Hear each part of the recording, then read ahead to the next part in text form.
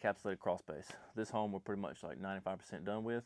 We've kind of went through the process of encapsulating it throughout, but this one's pretty much 100% done. All right. But as you can see, we encapsulated this one. I want to say it's like $7,800, $7,900 to encapsulate this one. We also have a dehumidifier in here.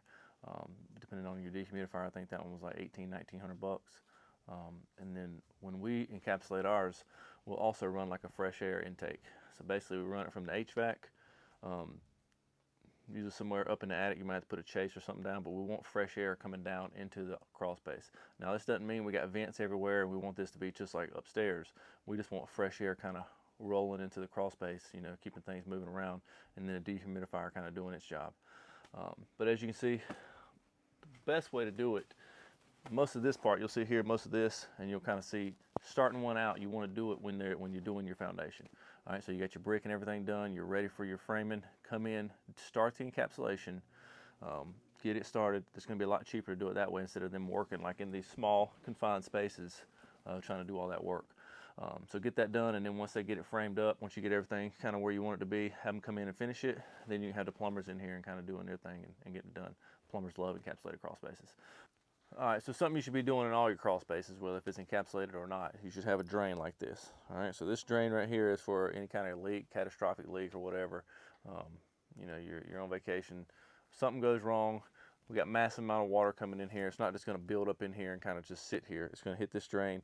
It's going to go some corrugated pipe all the way off site where we got it outside. All right, so it's going to go there. So even if you have a leak, we're protecting your house by putting this drain here. This also right here, this is a dehumidifier. It's tied into those drains as well.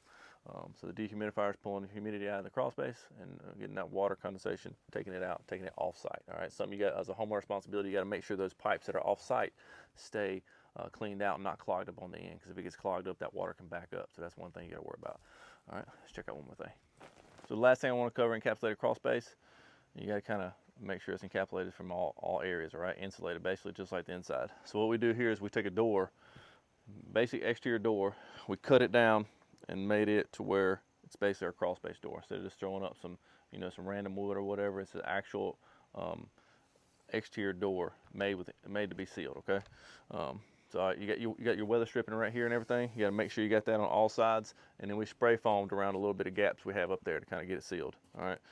So this is something you got to be doing. You don't want to encapsulate your whole thing. Your builder encapsulate it and then put up a janky door that kind of, you know, is not serving the right purpose. All right. So that's the way to do it. That's how we do it.